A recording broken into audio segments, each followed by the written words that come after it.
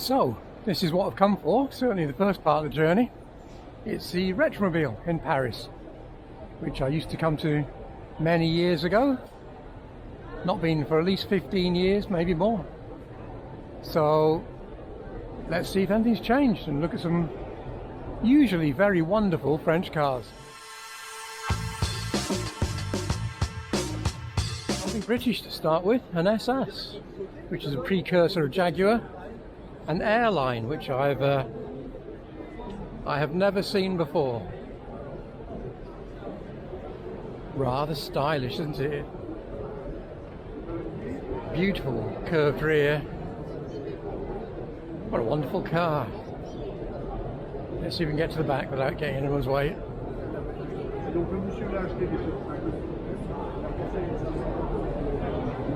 Yeah, beautiful Art Deco styling. From 1935, so late on in an Deco style, but lovely nonetheless. How about another rarity? Fiat 1500 Alemannia, which is a one-off, well not a one-off, a low-run body on the Fiat 1500 running gear of the 1960s. Another very stylish, swoopy car. The Fiat Club that the stand is on just says it's very rare, so the exact number unknown. How about a Scott Sociable, which basically is a three-wheeler looking rather like a motorcycle and sidecar. I'm assuming it's Scott as in Scott the motorcycles, because it has a 600cc two-stroke engine. But fascinating little, well, what would you call it, light car from the 1920s. Twin cylinder two-stroke, so it probably is Scott of UK Scott manufacture. There's no indication, although the steering wheel is slightly on the right hand side.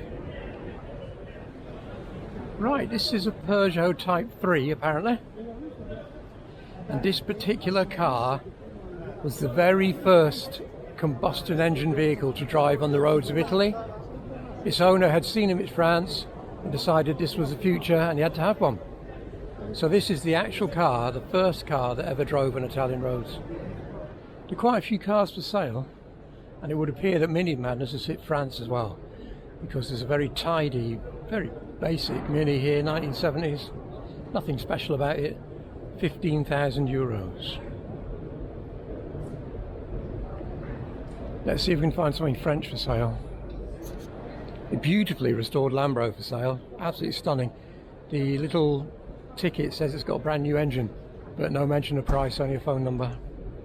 But it is very, very well restored.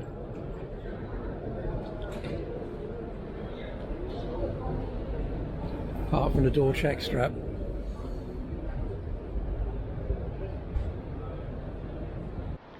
Well, how about Mini Moke? Except it isn't. It's something called a Schmidt. They were made in France on Mini running gear, usual components, engine, gearbox, steering, etc, etc. They made 250 examples according to the little ticket, and this one could be yours for a princely sum of €23,000.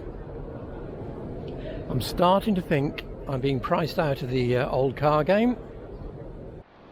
Another rarity, a Neckar 1200 Saint-Tropez.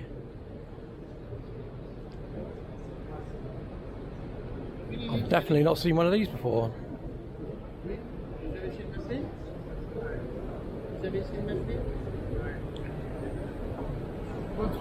Another Schmidt. They'll be coming along in droves next. Anyway, this one's actually badged as a Hubron, which is the name of the guy who actually started the firm. And there were 115 of these made under the name Hubron before they became Schmidt. There's all some interesting stuff here, the retro. What about Belgian Export 2CV from 62? Comes with all the correct accessories, like the rectangular indicators, alloy bumpers. Still only 4 light. I thought the Belgian ones are 6 light by this time. Obviously I was wrong. Suicide doors still. And there you go. It looks pretty much untouched. 25,000 euros. Dozens of minis for sale for some reason, I don't know why, and lots of other British cars, MGs, things like that. And I'm struggling to find anything French. I've just spotted a Suzuki GT500. Let's look at that. Actually, it's actually a T500.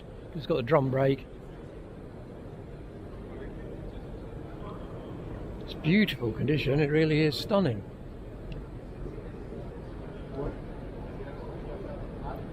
And the clocks have been zeroed, so I'm assuming a total restoration 10,000 euros. I think I'm going to go look at something else. I'm starting to get a bit depressed about all these things I'd like but can't afford. How about a Furves Ranger? And no, I haven't heard of them either. Surrounded by Fiat, so I'm assuming it's Fiat based. Let's have a look around the back. Yeah, it's got Fiat instruments.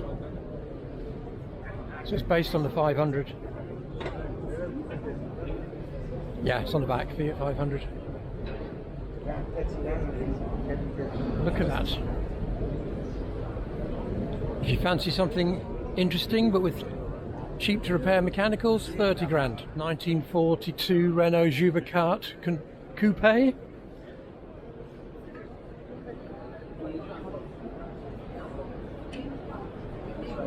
And the Renault, well, one of the Renault stands. Stunning Panhard. It's got SS on the grille. I think it's a 6S or 6CS convertible. The headlights, the size of dinner plates.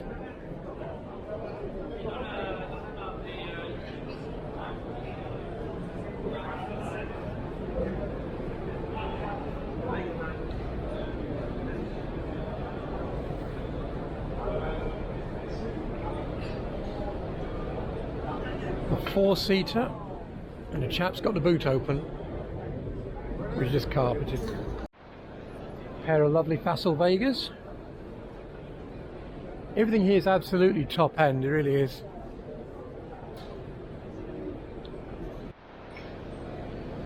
Who'd have thought beige could be so beautiful?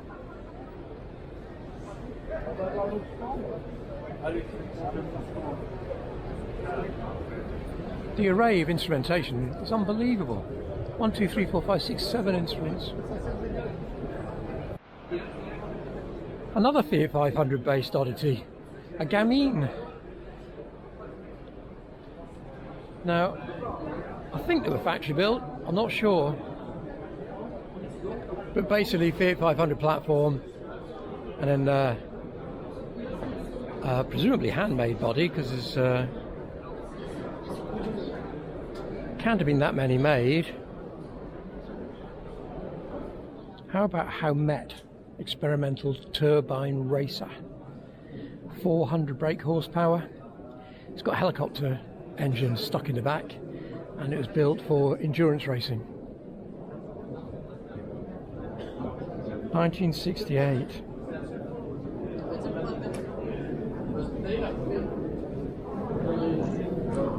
It did actually take place in the Le Mans race as well, and apparently the racket it created was unforgettable. I can imagine why. And then a French Lola ground effect, another prototype. This one knocking out nearly 500 brake horsepower, and going by the door badges was driven at one time by a British chap by the name of Edwards. And then this final one, for all you green fans out there, is hydrogen powered. Nearly 600 brake horsepower and not a single CO emission from any of them. So, impressive. So just acres of high-end metal wherever you look.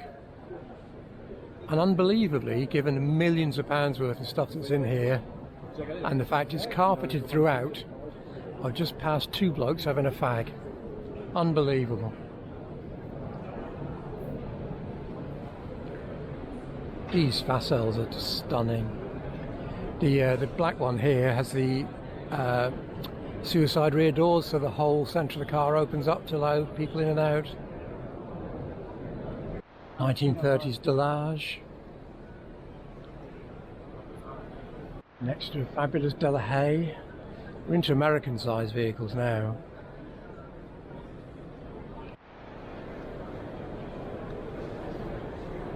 I'm sure Henry Cole would appreciate these, as he's always restoring petrol pumps on the telly.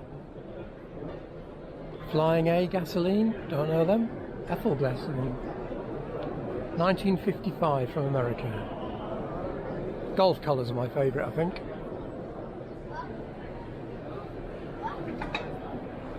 Shell from 1941. In amongst all the Americana, which is wonderful, we have a chopper. BSA A10, is it? Yeah, I think so. Magneto, so a 50s engine. Very much down to your personal preferences, one, I think.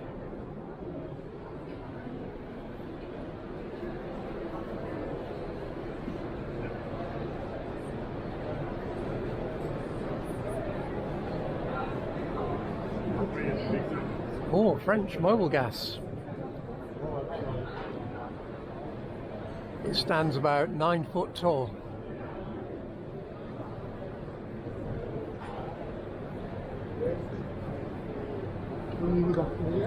Shell again. Fire Chief, there's another one by Texaco, yeah, Texaco Fire Chief, 1952. Treat is a section on van life. Peugeot van with a pig's nose. 1950s, turned into a camper.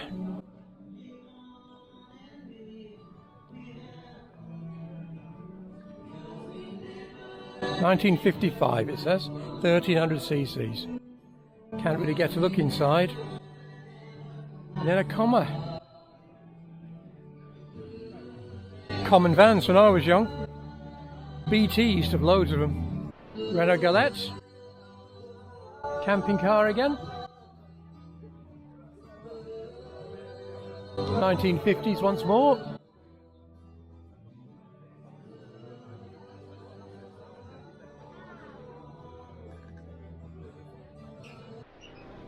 A little Fiat 850 in this case. We had 900 in the UK from memory, with a roof tent. Very basic little camper. And if you want this particular one, you can have it for only 25,000 euros. Sorry, 23,000 euros. I'm bigging it up. H-Van doing his usual work of churning out foodstuffs and beer in a 2CV Voisin 4x4. Heavily modified. It's got a snorkel, high level exhaust, winch on the front. So it looks like this one's been about, oh, Paris-Peking. It's done the Paris-Peking rally. Extended roof line at the back, so presumably they slept in it as well. And a large boot box, which we'll have a look at next. Cut down doors, presumably for use in hot countries. And the tops of the doors are still there as well. And could still be slid in to join with the wooden formers that have been placed at the middle, so you could still have pretty much a full door. And I've even thought of an outdoor toilet. 1969 Estafette, cooker in the rear door. Wow, very modern, very impressive interior, and the most amazing roof. The lady up there is sitting on a platform and the entire roof lifts off. So you can have a panoramic view of wherever you're camping. There's even a shower built into the tailgate. Very nice. And then another one that is very unlikely anyone will have seen very much. An ultra van, which I believe was based on the Tren car, which was a passenger vehicle, but I may be making that up.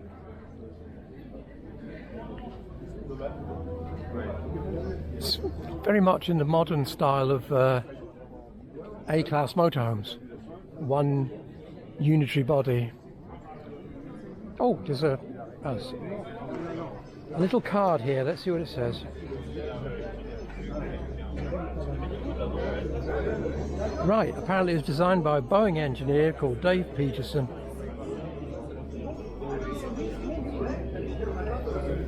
I was right, it is a unitary construction, no chassis, fitted with a Corvair engine originally, and then eventually a small block V8. Well, well, well.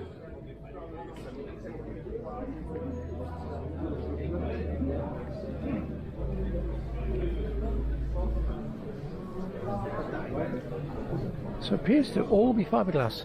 So the body's one piece in fiberglass or alloy in fact, looking at it. So it must still have a separate chassis.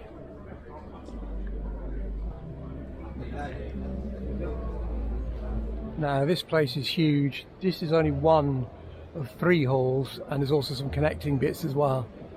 It's absolutely enormous.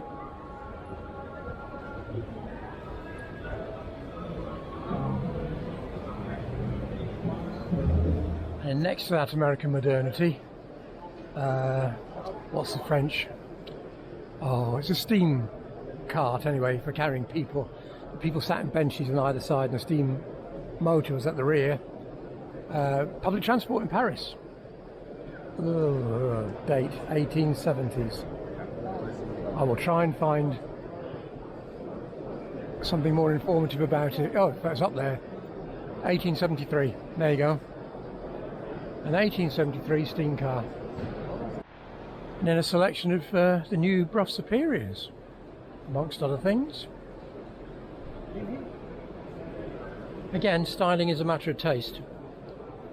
I'm afraid these are not mine. How about 2CV concept chariot, which I believe will be featuring in the next Asterix movie, or might already be out for all I know. Still the obvious go-to when you want something that's French, the 2CV. In the Museum of the Gendarmerie have a lovely green Mahari, early version, complete with the gendarme standing guard. And a Citroën CX. Now I think this is the one I saw in Rouen earlier this year. Yes, it is. So this one has actually appeared in one of my videos before. Look for the classic Rouen 2023 video, and there's more about that car in there. And then round the other side we have a gendarmerie motorcycle.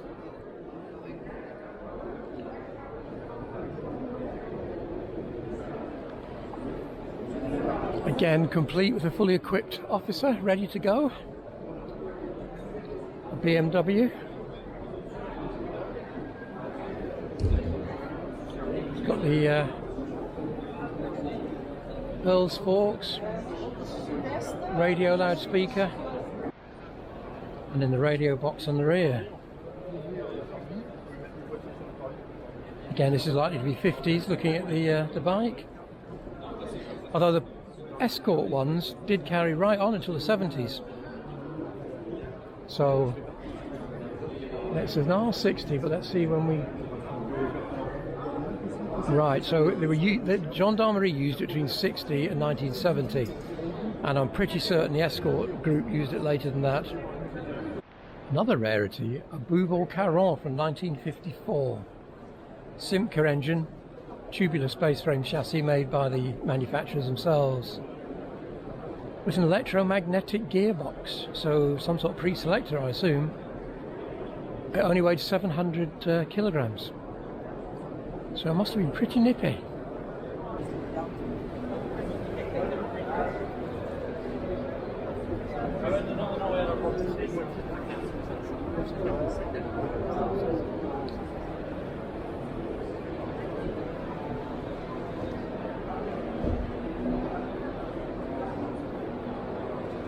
Very sporting.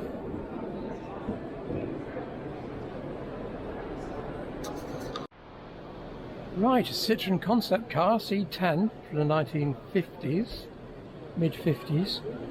Lefebvre had a hand in this, and the teardrop shape was specifically what he was going for, and it is powered by a flat twin of 425, so it's got to be a 2CV engine. Doesn't actually say it is.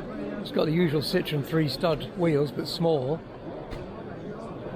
Very, very unusual. Let's see if we can get better side view.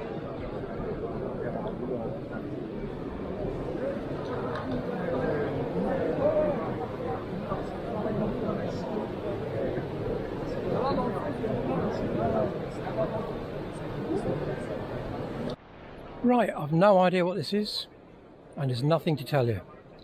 It's got a Fiat badge, clearly it's not a production Fiat. The styling, the way the lights are let in and things are vaguely Renault, but I don't know. It's got a large Z on the bonnet, which is not a particularly good symbol at the minute, given what's going on in Ukraine. It's got a split windscreen with a panoramic top. And bubble windows,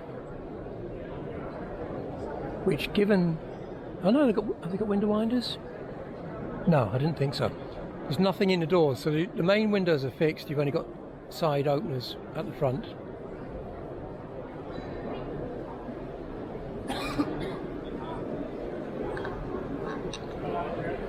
It's a very stylish car. But as I say, no indication whatsoever of what it is. Just Fiat. And on the same stand, a little Seata, made in Turin. Obviously this one's done various events, like the Mille Miglia.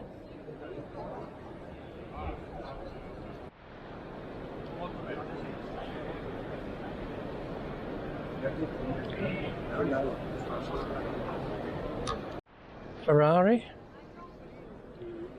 right-hand drive.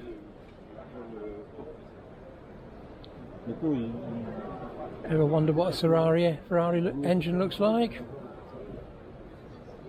Complete with spare spark plugs on the inner wing. Twin distributor. So given it's a V, it must be running two banks rather than... Yeah, it must be running two banks with two distributors. The gentleman on the stand said I could have it, but only if I gave him €6 million.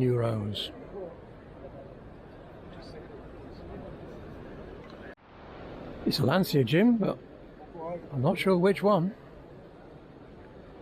Again, I think we've got special bodied here. So again, no doubt huge amount of money, same stand as the Ferrari.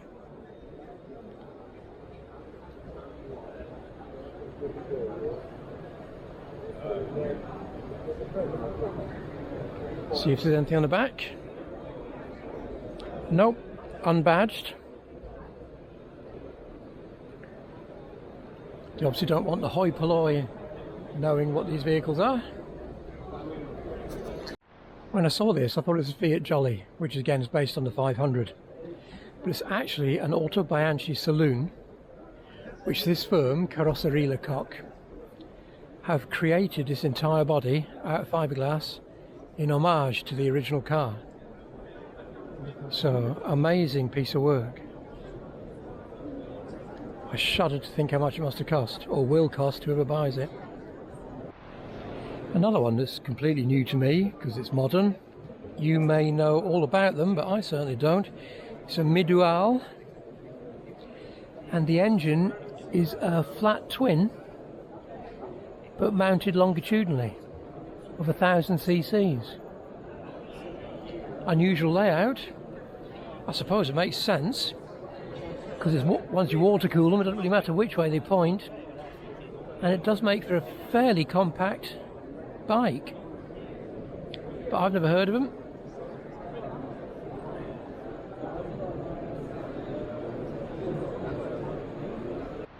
A Chenard and Walker Le Mans Racer 3 litre 4-cylinder. Let me see if I can see what year. Mid-1920s according to the ticket. No more specific than that. Very impressive vehicle again. 1957 Mercedes SC Roadster, 6-cylinder.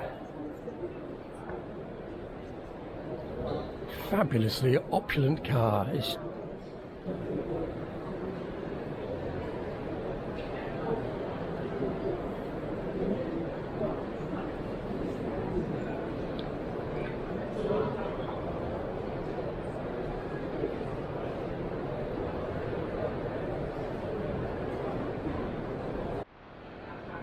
more real oldies. A 1913 Delaunay, characteristic barrel bonnet, circular radiator grille, and then next to that a Renault 1921, and then next to that I think is a Citroën Tigresse. Let's have a look. Yep, can't get any nearer to it I'm afraid, but it's a Tigresse. Citroën's half-track. Additional radiators, so it must have been somewhere warm.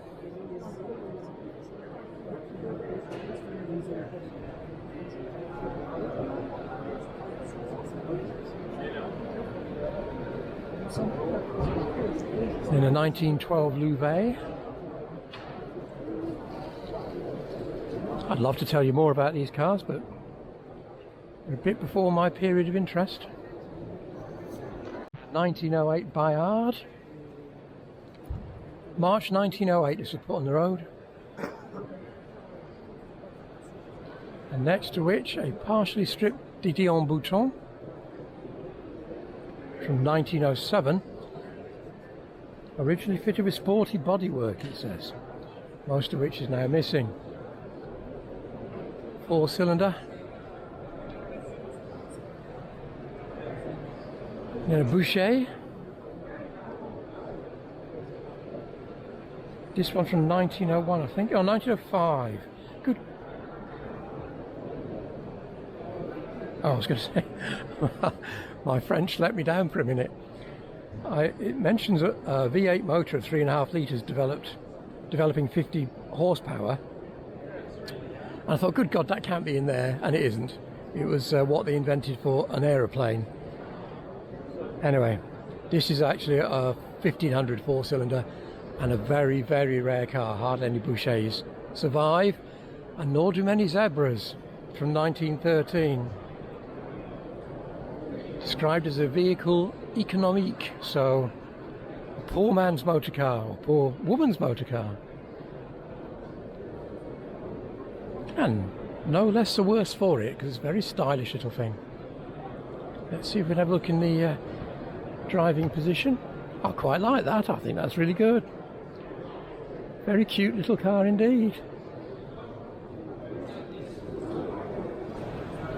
So you must have thought you're doing pretty well for yourself, even if you could afford a little economy car like this. You must have been very proud of yourself, pottering around rural France in this. Interestingly, this and the Boucher are both right-hand drive. In fact, I think all of the ones I looked at have been right-hand drive. Let me just double check. Right. Yes, apart from the Tigresse, they're all right-hand drive. A beautifully restored BMW Isetta 600 four-wheeler. Great styling. Sort of like Bubble Car Plus, with the way the bumpers run up and up into the indicators. Beautifully styled.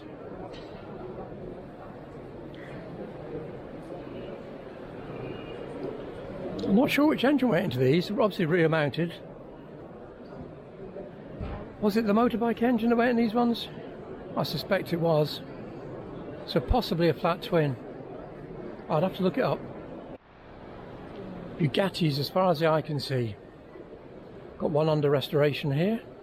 It looks like it's been completely remanufactured, to be honest. And then a Bugatti engine. I suspect it's been modified as the block's very square. Let's see if we can find out. Right, I'm back. I had a quick look at the little card, and it's even more complicated than I thought.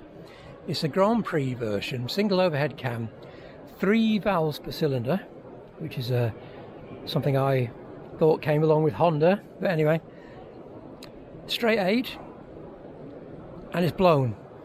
So that must be the supercharger there, which makes sense because it's coming up into the inlet. So a blown Ducati from the 1920s. A couple of lovely Ds stuck in a corner. Got a Chaperon convertible, a late one, in black, very stylish. And then an early Safari. It's got the telltale indicators above the headlights for. So this must be a very early one. Let's see if I can find a date. Yeah, 1961.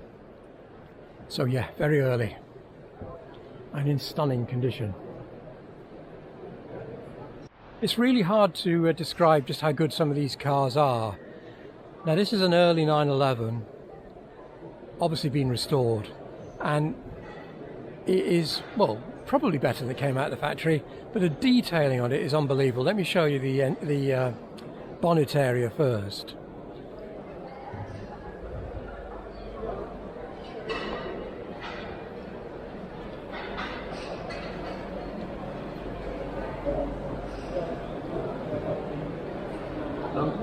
And then we'll look at the engine bay.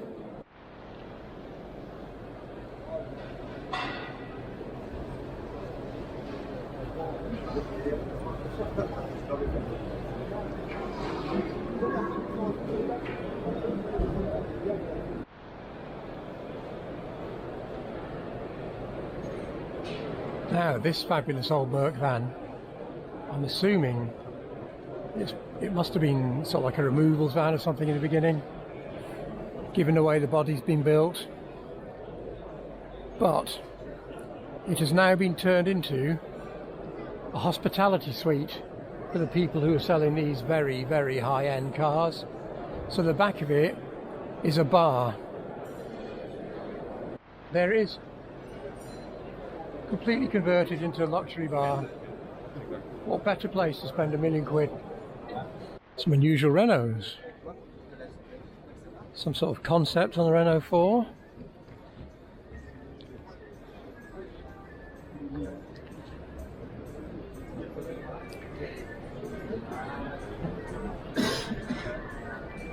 Different. You'd have to ask why, but it's different. And then next to it, more interestingly, is what looks like a Parisienne, but is it a genuine Parisienne or is it a copy?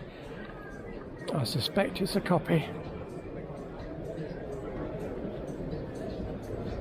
Oh, it is a copy, but disregarding that, the firm that's done this and the concept car in white retrofit electric motors, so they're electric powered.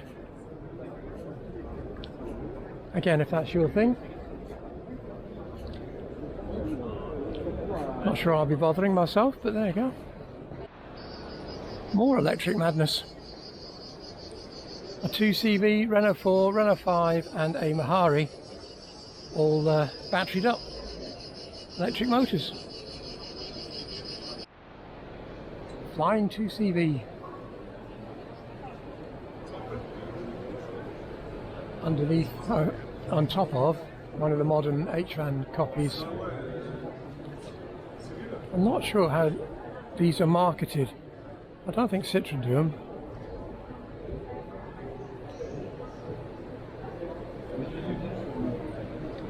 Oh, got a smaller version. This is meant to mimic the early 2CV van.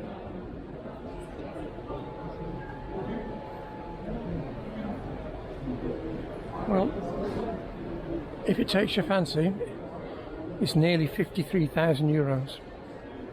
And next to it is a 2CV that was never registered, with 378 kilometres on it.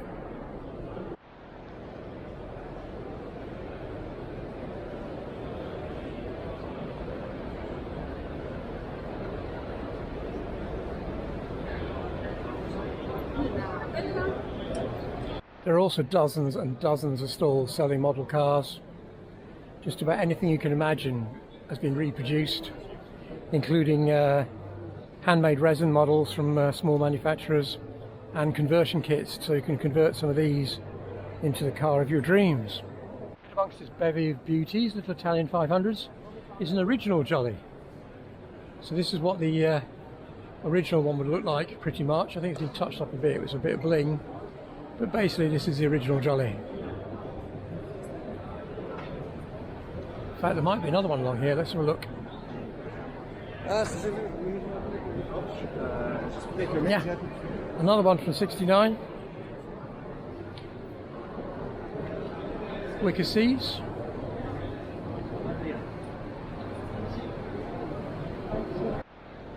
(1964) CT Panhard. Unusual colour, but I'm not sure that's factory. Maybe it is.